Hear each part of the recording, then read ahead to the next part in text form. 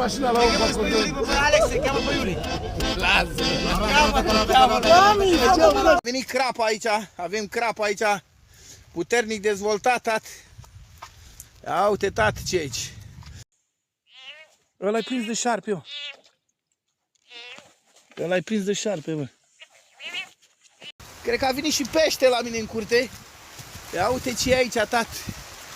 Ia uite peștele, bă, vine peștele la mine.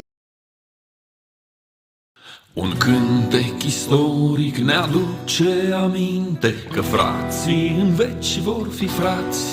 Băi, băiatule, altă viață, băi, tata, auzi ce zic eu. Marieta a zis că e altă viață. Împinge, Vasile, împinge. Că auzi ce zic. Mamă, de bucur pescarul tău. Cum să studiezi cu asta? A, zi.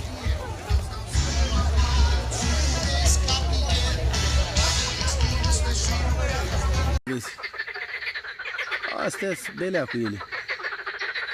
E belea. Șarpul ăsta, bă. Vă zic eu, ia uita-l-i. Ia fiți atenți la el cum se pregătește să mă atace. Ia uitați-vă. Băi, să vedem cum fac eu. Cum fac eu ca să-l iau de acolo. La mine. L-am găsit în magazin și m-am mușcat de umăr. Nemernicul m-a... Ia uite. Ce mare! Mulțumesc, mulțumesc mult pentru urmărire, dragilor. Ia uite, unii râd. Ieși afară, băi. Nu știu de ce e.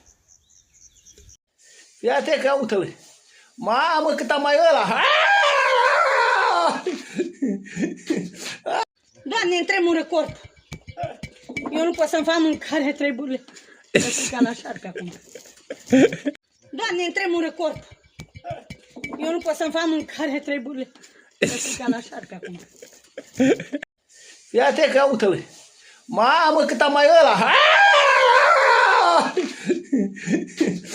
Comandă, vine peștele, ia să vezi. Țac, țac, fățoiul, ia să vezi. Gata, e la ea, ia uite. Ia uite, e la ea, mă.